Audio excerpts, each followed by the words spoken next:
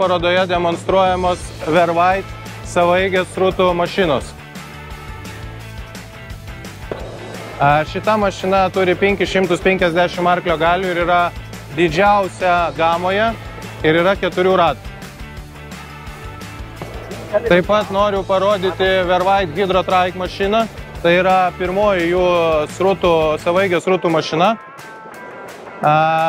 Jinai yra mažesnės kubatūros, tačiau pasirinktyje gali rinktis 3 ratų arba 5 ratų kombinaciją, kas leidžia neslėgti dirvos. Taip pat ši mašina turi 530 arklių variklio galę ir 9000 litrų siurblių.